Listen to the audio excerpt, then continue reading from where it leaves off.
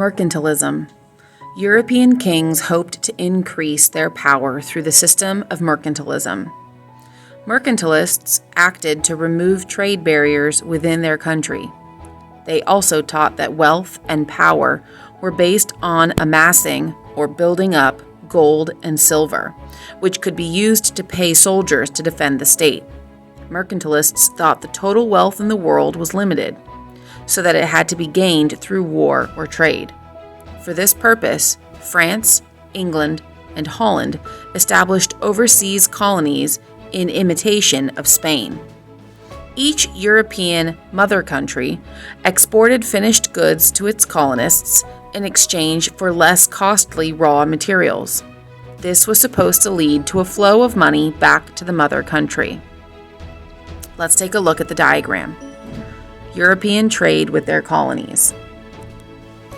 Gold, silver, fur, lumber, and foodstuffs would be transported back to the mother country, where they would create manufactured goods at higher prices to sell them back to the colonies. The colonies would in turn continue to produce low-price raw materials like gold, silver, etc.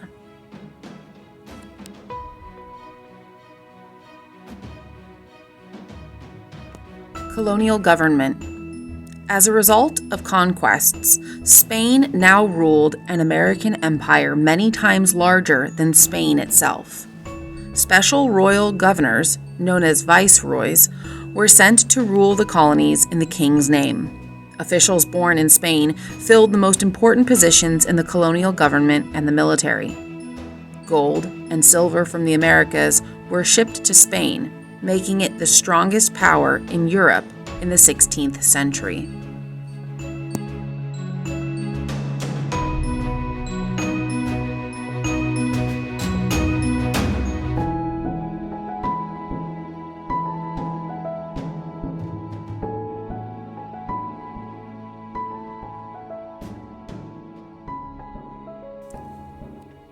Three, Colonial Society.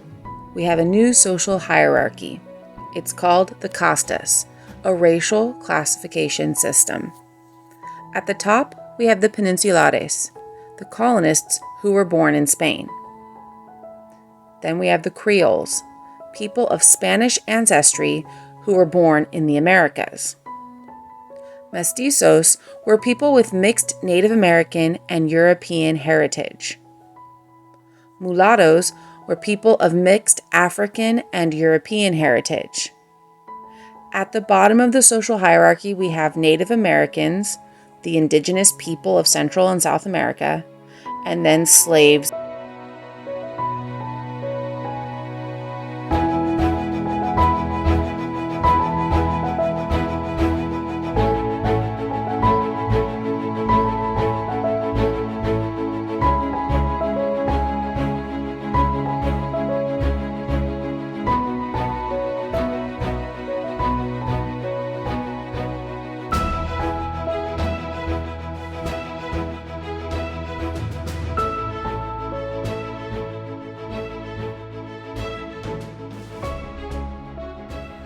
The conquered lands were often divided among the soldiers. They used Native Americans to till the land and work the mines.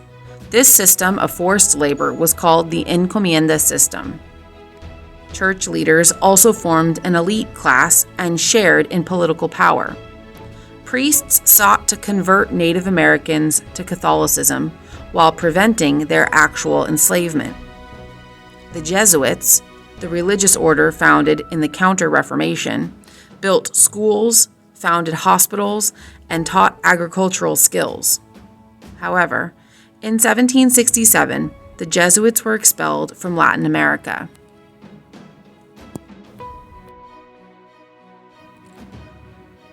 The combination of European settlers, imported Africans, and the conquered indigenous population led to the development of the new social hierarchy based on race and ancestry. Skin color became a signifier of power and status in many parts of the Americas. Meanwhile, Native American populations declined because they had no immunity to diseases from the Eastern Hemisphere. Until the coming of the Europeans, the New World had been free of smallpox, typhus, and measles. Because of the sharp decline in the Native American population from these new diseases and overwork, Spanish landowners in the Caribbean and Brazil needed a source of labor able to survive the harsh working conditions. As a result, they turned to importing Africans as slaves.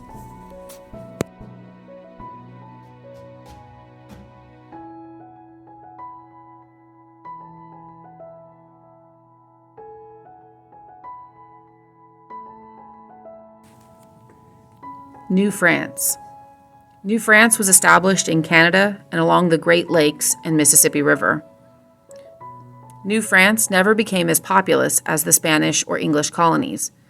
It consisted of a handful of towns and a series of trading outposts. French missionaries arrived in the Americas to convert the Native American Indians to Christianity.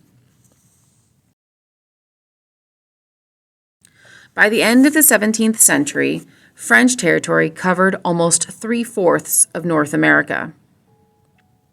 The region continued to attract French explorers who found that the region contained valuable fur-bearing animals, especially beavers, whose pelts were greatly desired by Europeans for hat making.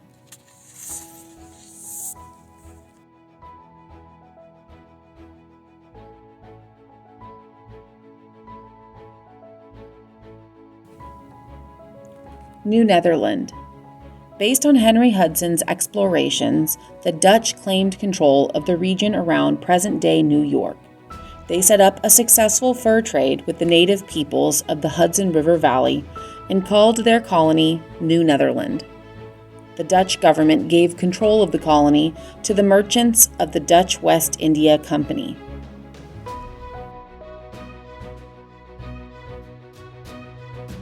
In 1624, 30 families came to settle in Fort Orange, present-day Albany.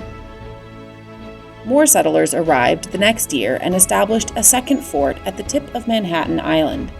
They named this settlement New Amsterdam, after the Dutch city of Amsterdam.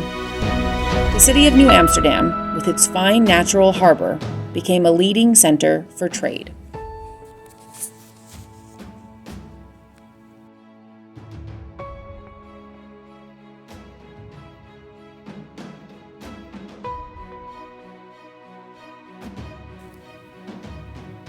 The English colonies.